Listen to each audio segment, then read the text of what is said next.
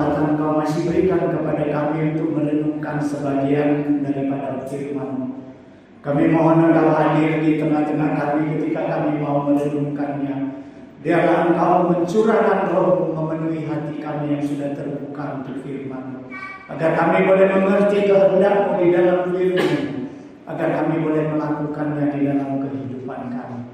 Bapa di surga, kami serahkan waktu ini dari awal hingga akhir di dalam tangan Tuhan. Biarlah semua yang hadir pada sore hari ini membuka hati untuk firman Tuhan. Di dalam Yesus Kristus kami berdoa. Amin. Shalom. Jemaat yang saya kasihi di dalam Yesus Kristus, firman Tuhan pada hari ini bagi kita sesuai dengan amanat gereja saya ambil di dalam Kisah Para Rasul.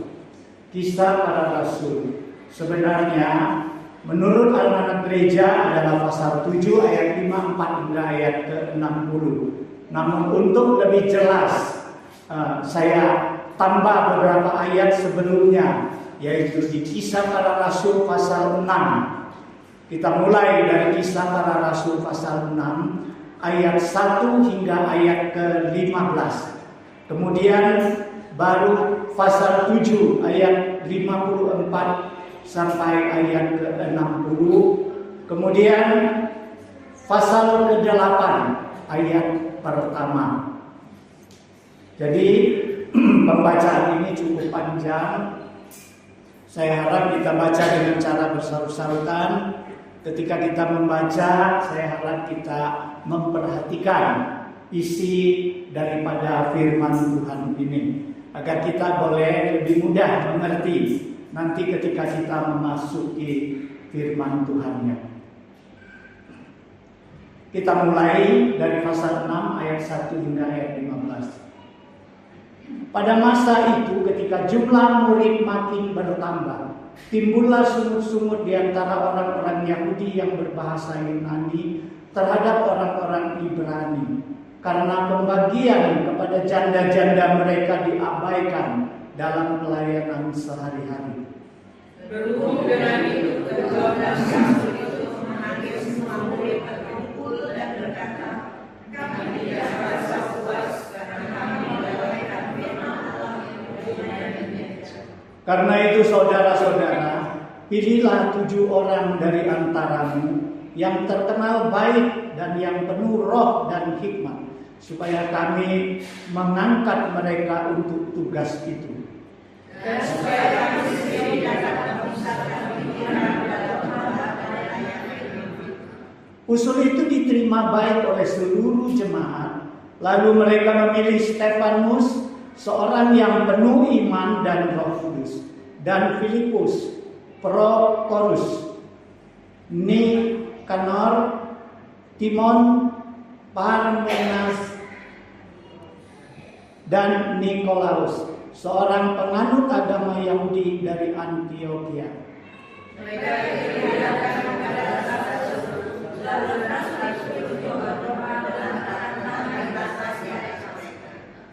Firman Allah semakin tersebar dan jumlah murid di Yerusalem makin bertambah banyak.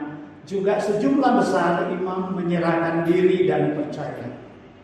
Dan Stefanus yang penuh dengan karunia dan kuasa mengadakan dan juga tanda-tanda dari orang banyak.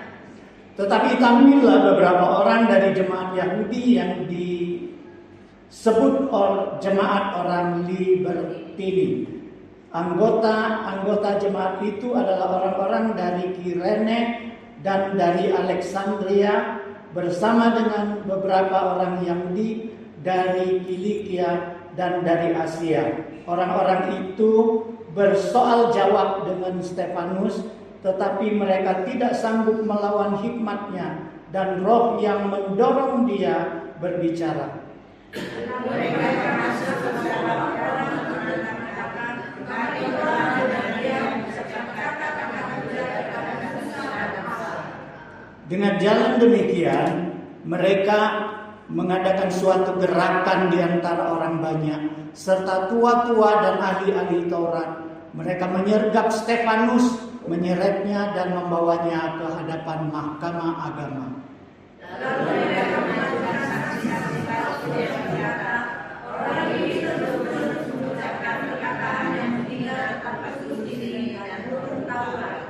Sebab kami telah mendengar dia mengatakan bahwa Yesus orang Nazaret itu akan merubuhkan tempat ini dan mengubah adat istiadat yang diwariskan oleh Musa kepada kita. Semua orang yang duduk dalam sidang agama itu menatap Stefanus, lalu mereka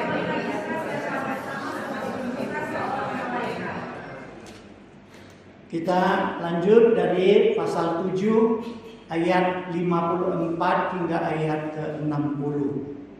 Ketika anggota-anggota mahkamah agama itu mendengar semuanya itu, sangat tertusuk hati mereka. Maka mereka menyambutnya dengan kertakan gigi. Tetapi Stefanus yang duduk dengan Roh Kudus menatap ke langit, lalu melihat kemuliaan dan Yesus berdiri di sebelah kanan Allah. Lalu katanya, sungguh aku melihat langit terbuka dan anak manusia berdiri di sebelah kanan Allah. Maka berteriak-teriaklah mereka sambil menunjuk telinga serta menegur. Mereka menyeret dia keluar kota lalu melemparinya, dan saksi-saksi meletakkan jubah mereka di depan kaki seorang muda yang bernama Saulus. Sedang mereka melemparinya sambil berdoa, katanya, "Ya Tuhan Yesus, terimalah." Sambil berlutut ia berseru dengan suara nyaring, "Tuhan, janganlah tanggungkan dosa ini kepada mereka." Dan dengan perkataan itu meninggallah ia. Kita baca pasal 8 ayat 1 bersama-sama. Saulus juga setuju bahwa Stefanus mati dibunuh.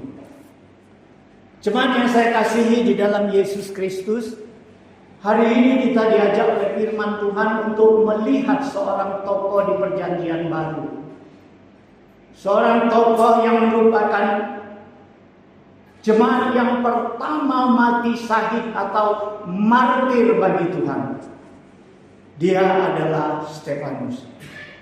Stefanus adalah salah seorang dari ketujuh diaken yang dipilih oleh jemaat mula-mula. Dan dia ditabiskan oleh ke-12 rasul itu. Saudara sekalian, sejak Roh Kudus turun pada hari Pentakosta, kita tahu bahwa kegerakan firman Tuhan diberitakan begitu hebat oleh para rasul. Dan begitu banyak orang yang bertobat, memberi diri mereka dibaptis. Kita bayangkan saja, Petrus sekali khotbah 3.000 orang bertobat dan memberi diri mereka dibaptis.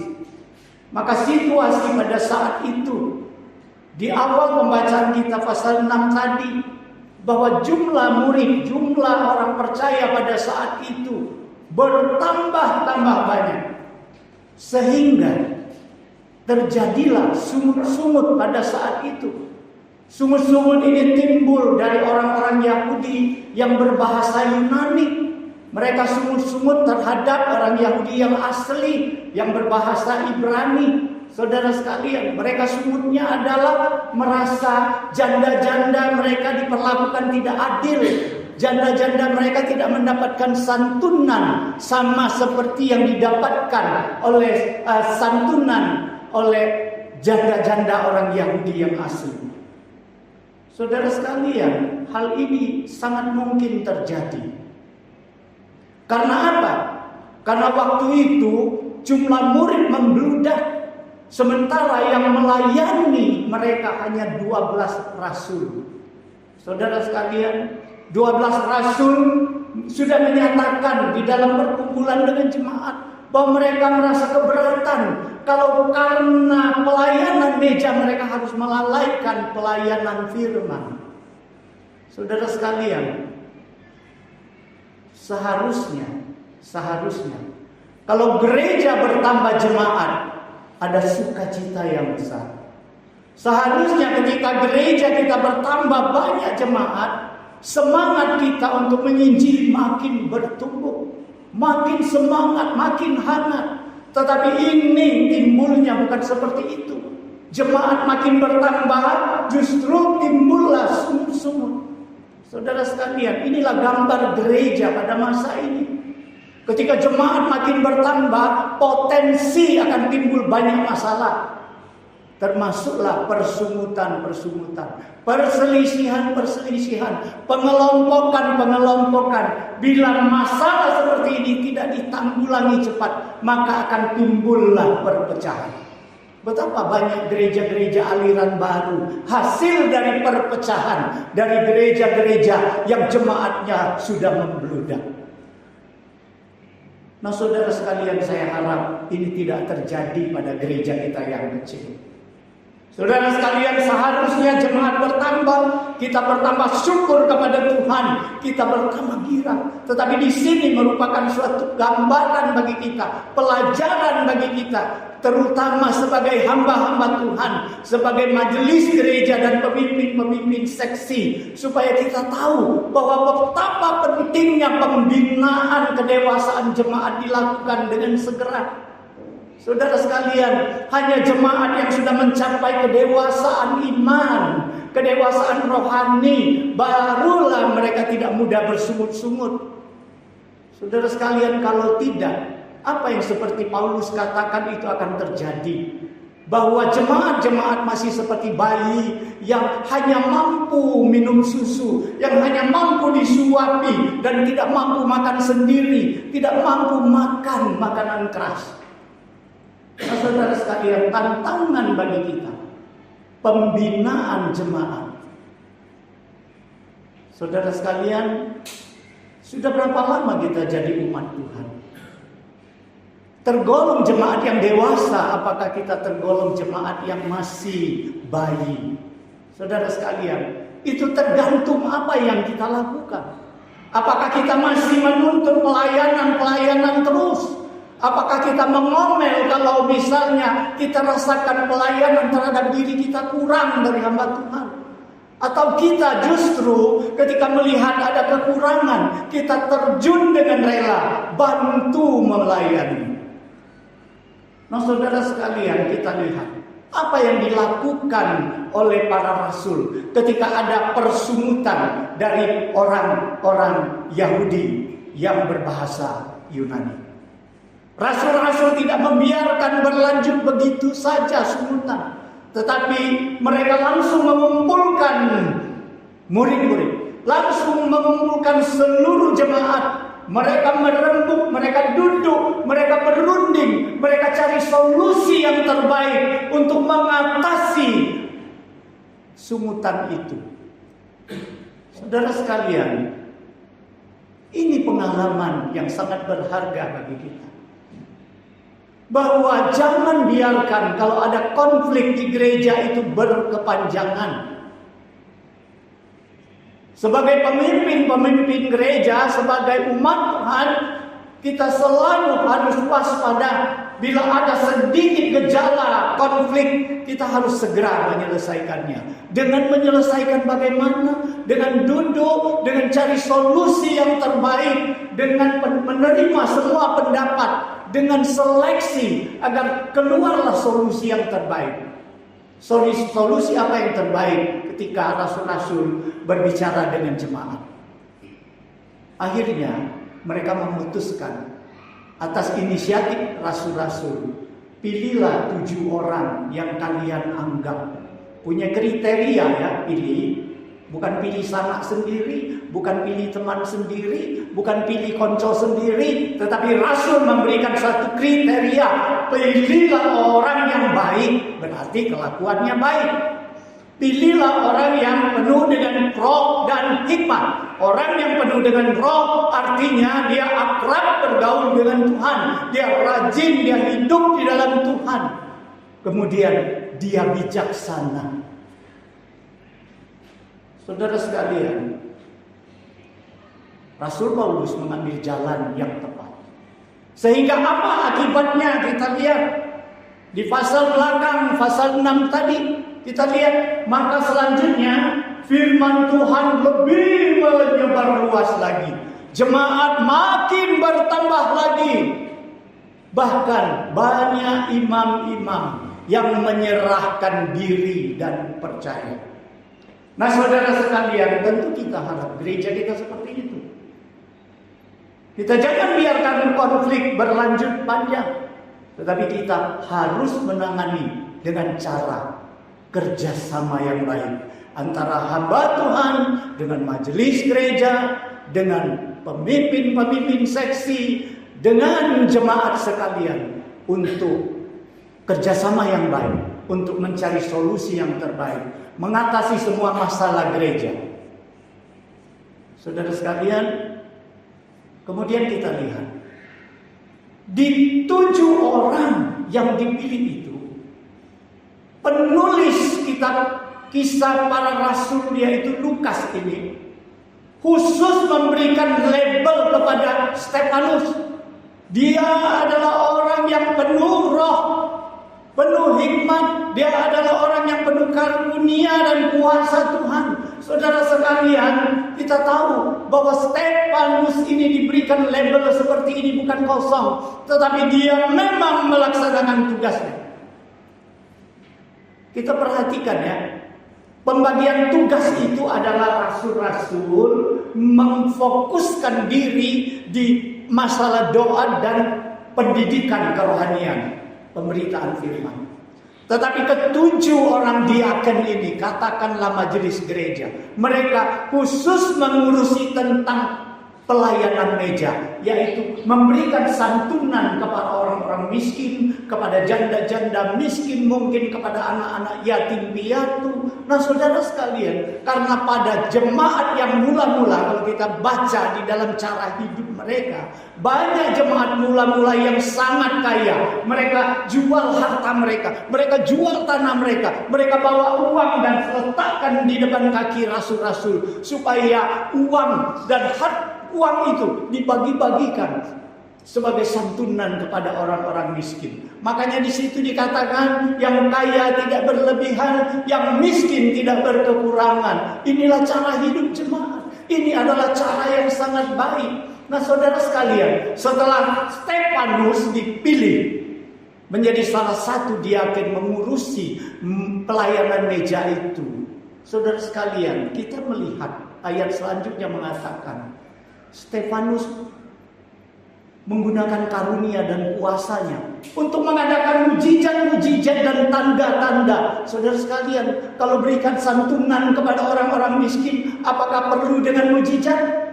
Apakah perlu membuat tanda-tanda? Tidak, saudara sekalian. Di sini menggambarkan kepada kita bahwa Stefanus bukan saja menyelesaikan tugasnya untuk memberikan santunan dengan adil, tetapi Stefanus juga membantu pelayanan rasul-rasul, melayani semua orang, memberikan tanda-tanda mujizat, melayani mereka. Nah, saudara sekalian, hari ini kalau kita dipilih, baik kita sebagai hamba Tuhan, baik kita sebagai majelis gereja, baik kita sebagai ketua-ketua seksi, atau kita menjabat jabatan yang diberikan oleh Tuhan di gereja. Saudara sekalian, bagaimana? Apakah kita melakukan tanggung jawab kita sesuai dengan apa yang dipercayakan oleh Tuhan dan jemaat? Apakah kita hanya merupakan pelengkap saja? Saudara sekalian, kita selalu melihat orang yang diberikan jabatan di gereja, mereka tidak berkarya apa-apa, mereka hanya menjadi pelengkap saja. Pelengkap saja. Nah, saudara sekalian, di sini Stefanus memberikan kita pelajaran, contoh dan teladan bagaimana tidak mengecewakan Tuhan yang sudah memberikan kepercayaan, tidak mengecewakan jemaat yang sudah memilihnya menjadi salah satu daripada diaken. Lalu saudara sekalian,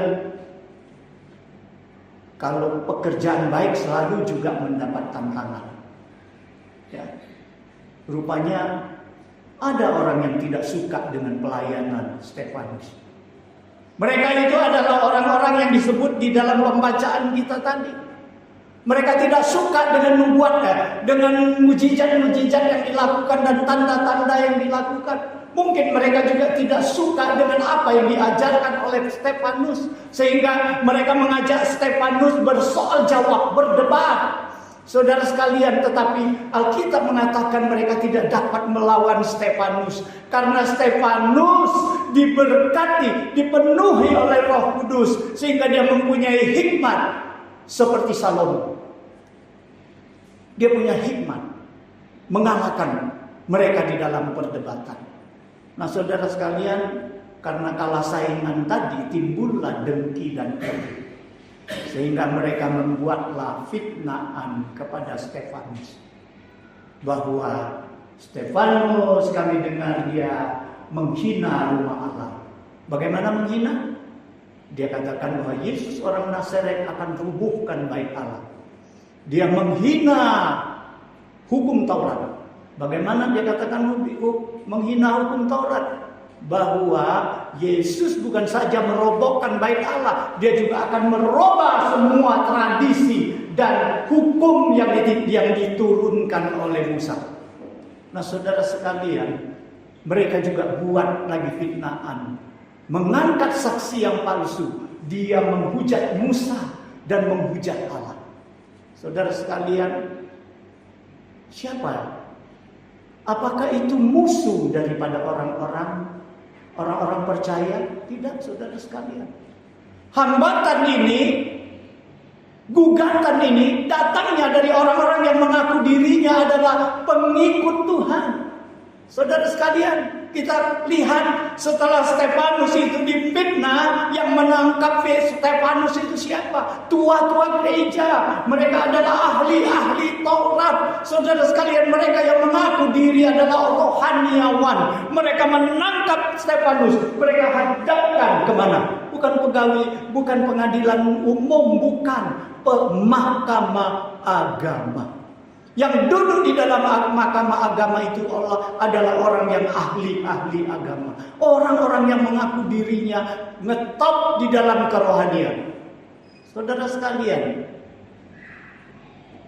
betapa sering gereja mendapat hambatan pelayanan. Bukan dari orang luar. Bukan dari orang-orang yang tidak percaya.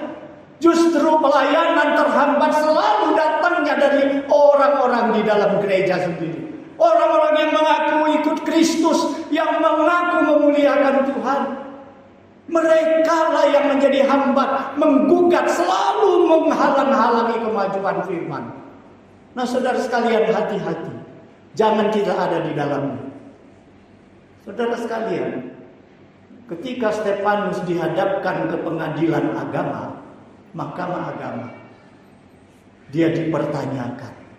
Oleh saksi-saksi dusta itu dia dituduh. Kemudian dia diberikan kesempatan untuk membela diri. Stefanus dengan tenang, dengan sigap, dengan tenang, dia menjawab. Dan dia membela dirinya dan bersaksi. Saudara sekalian, Stefanus mulai membentangkan sejarah umat Tuhan, umat pilihan Tuhan. Mulai dari leluhur mereka, Abraham. Bagaimana Allah memanggil Abraham. Bagaimana Allah mengasihi Abraham dan menjanjikan untuk keturunannya dan tanah perjanjian. Bagaimana sekalipun keturunan Abraham belum menikmati dengan langsung, tetapi bagaimana anak-anak Abraham itu, keturunan Abraham itu yang sempat menjadi budak di Mesir juga diselamatkan oleh Tuhan melalui panggilannya dengan Musa. Dan bagaimana mereka tegar tangguh 40 tahun di padang belantara melawan Tuhan. Tetapi Tuhan masih memimpin mereka akhirnya masuk ke tanah perjanjian. Nah saudara sekalian, bukan itu saja. Tuhan juga menjanjikan juru selamat bagi mereka, Mesias bagi mereka. Tuhan kirimkan anaknya sendiri, tetapi para nabi dibunuh. Anak Tuhan sendiri, Yesus sendiri dibunuh dan disalib. Betapa besar dosa mereka. Di sini mengajarkan kepada kita betapa kita harus menguasai kebenaran Tuhan. Hanya dengan menguasai kebenaran Tuhan, kita baru dapat bersaksi seperti Stefanus. dan berani berkata dan bersaksi secara benar di hadapan orang, sekalipun kita tahu akan menghadapi resiko perlawanan, bahkan penganiayaan. Saudara sekalian, beranikah kita berkata benar, sekalipun beresiko, atau demi aman kita berdusta? Ingat, Yesus berkata, jika iya, hendaklah kamu katakan iya. Jika tidak, hendaklah kamu katakan tidak. Apa yang lebih daripada itu berasal dari si jahat.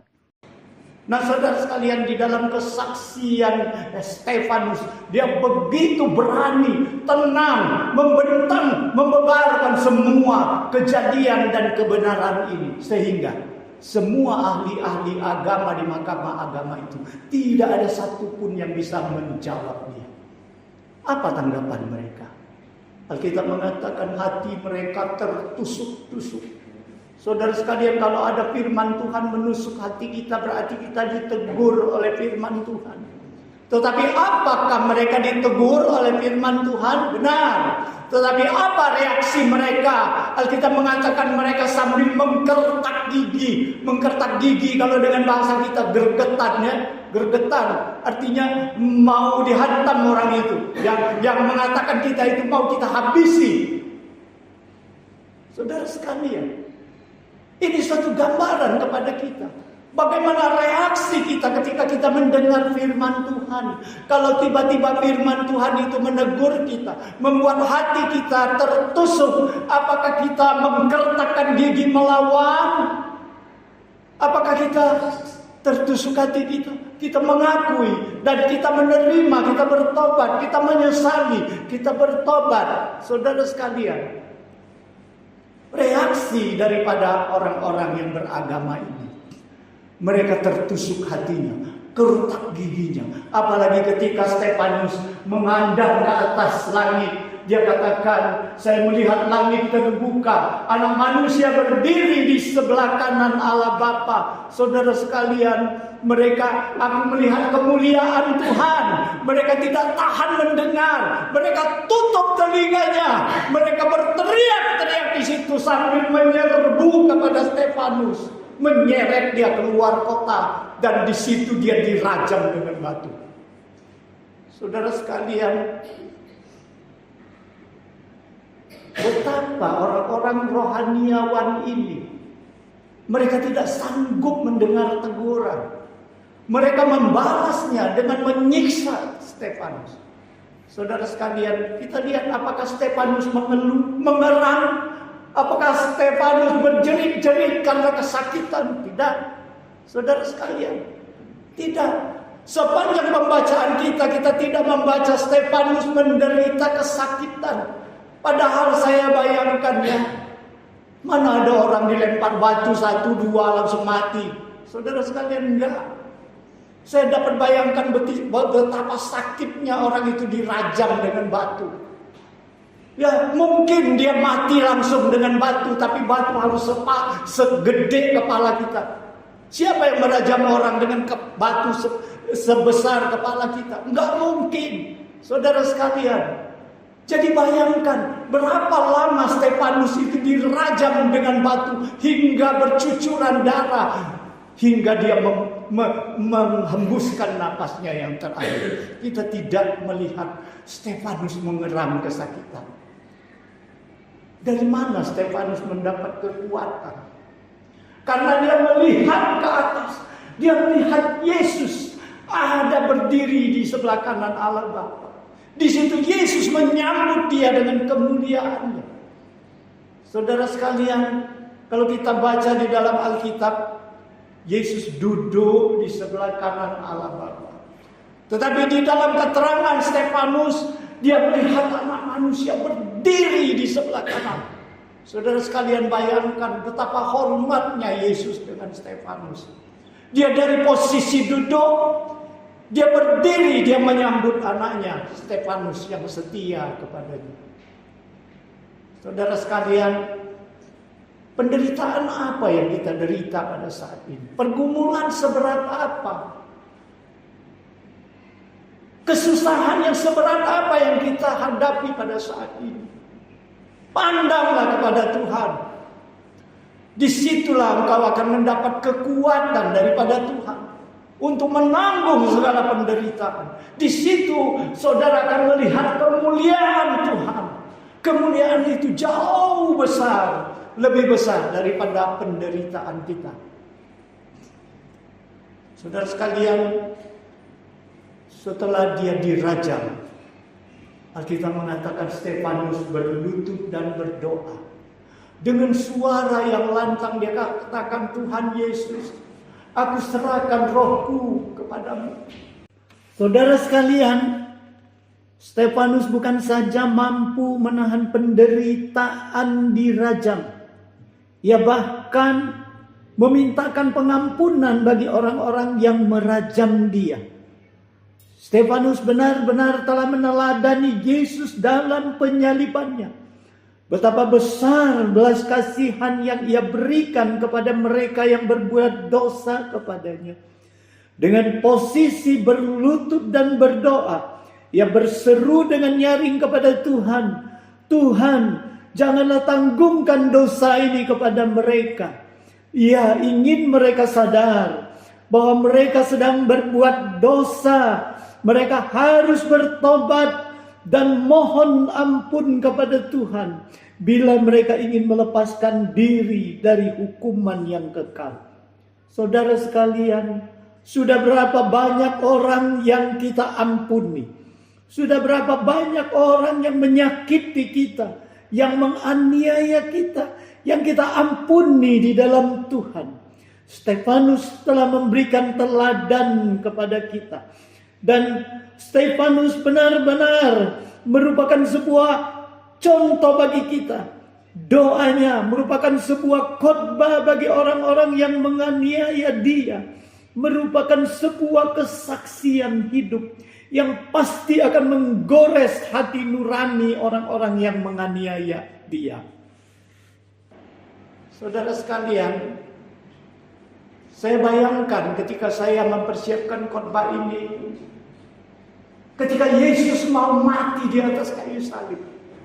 Pada awalnya Yesus dipaku, begitu sakit penderitaan Yesus setelah dia disiksa begitu lama. Tetapi dia katakan, Bapa ampuni mereka karena mereka tidak tahu apa yang mereka perbuat. Tetapi saat dia mau hembuskan napasnya, dia katakan, Bapa, aku serahkan nyawaku ke dalam tangan-Mu. Kemudian dia katakan, apa sudah selesai. Saudara sekalian, apa yang terjadi? Saya bayangkan matahari tidak bercahaya, kuburan terbuka. Saudara sekalian, gempa bumi terjadi. Sampai-sampai serdadu yang menjaganya, yang ada di samping Yesus, mengatakan, memuliakan nama Tuhan, bahwa orang ini benar-benar orang yang benar. Saudara sekalian, Stefanus menghembuskan napasnya ketika dia katakan, Bapa, jangan tanggungkan dosa ini kepada mereka.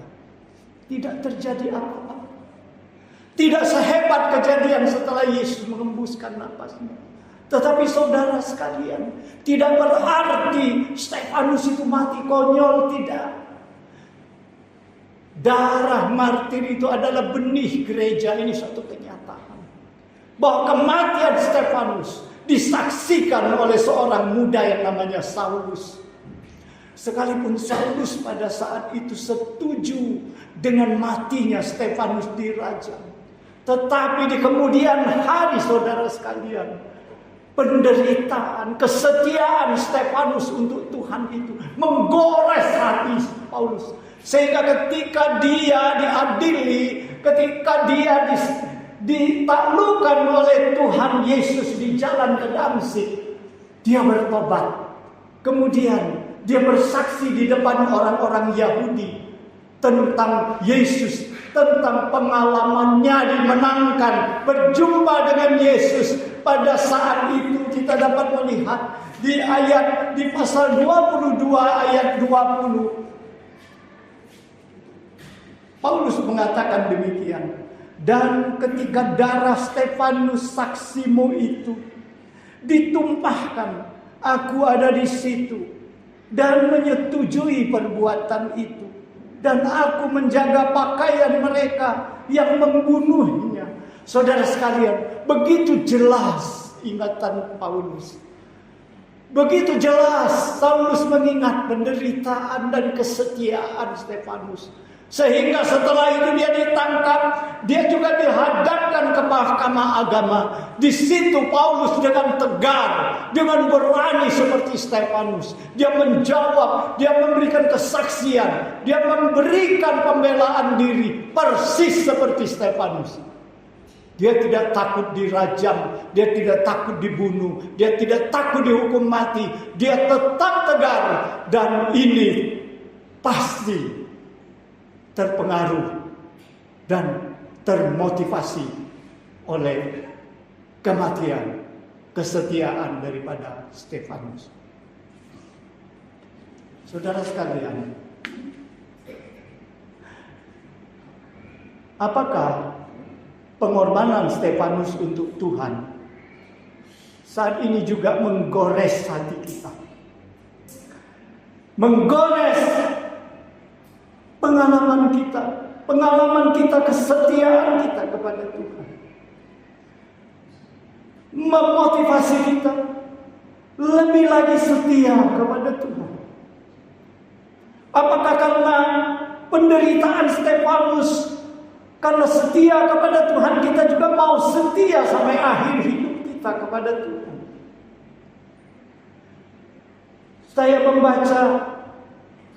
Saya membaca pengalaman Stefanus ini. Saya sendiri berjanji dengan Tuhan. Tuhan, aku belum apa-apa kalau dibandingkan dengan Stefanus. Aku mau berjanji Tuhan, di dalam ibadah aku mau rajin, di dalam berdoa bersaksi bagimu aku mau rajin, kesetiaan melayanimu aku mau rajin Tuhan. Kesetiaan di dalam memberitakan Injil, kesetiaan di dalam memakai apa yang Tuhan berikan kepadaku untuk kemuliaan Tuhan. Lalu hari ini engkau sebagai hamba Tuhan, engkau sebagai majelis gereja, engkau sebagai pengurus seksi, sebagai jemaat-jemaat, apakah martirnya Stefanus karena Tuhan itu juga menjadi cermin bagi kita semua? Sampai di mana kesetiaan kita kepada Tuhan? Sampai di mana kita sudah mengorbankan diri kita kepada Tuhan yang telah mengorbankan nyawanya bagi kita? Saudara sekalian, sanggupkah kita berkata seperti Paulus? Jika aku hidup untuk Tuhan. Jika aku mati untuk Tuhan. Jadi baik aku hidup maupun aku mati, aku adalah milik Tuhan. Saudara sekalian, apakah kita juga sanggup seperti Paulus mengatakan, karena bagiku hidup adalah Kristus, mati adalah keuntungan. Tetapi kalau saat ini Tuhan biarkan aku hidup terus di dunia ini, itu berarti Tuhan mau aku bekerja memberikan buah.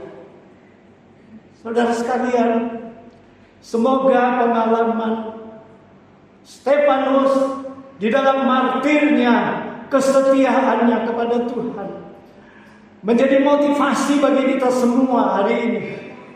Sehingga ketika firman Tuhan kita dengar ini, bukan membuat kita lewat begitu saja, tetapi membangkitkan semangat kita lebih lagi melayani Tuhan, lebih lagi setia kepada Tuhan.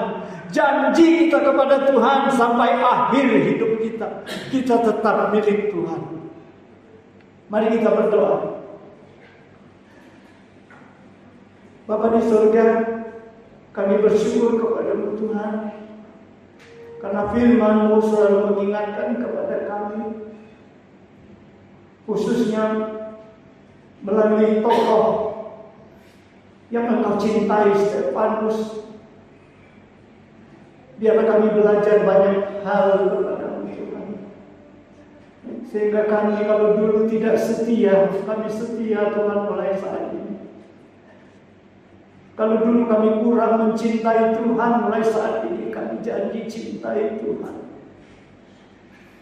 Kalau dulu iman kami masih goyang, saat ini kami pastikan kami akan tetap sampai akhir hidup kami adalah milik Tuhan. Tetapi Tuhan, kami sadar kami adalah orang yang lemah. Kami mohon kekuatan yang Tuhan berikan kepada kami, agar kami mampu Tuhan hidup seperti yang Tuhan mau.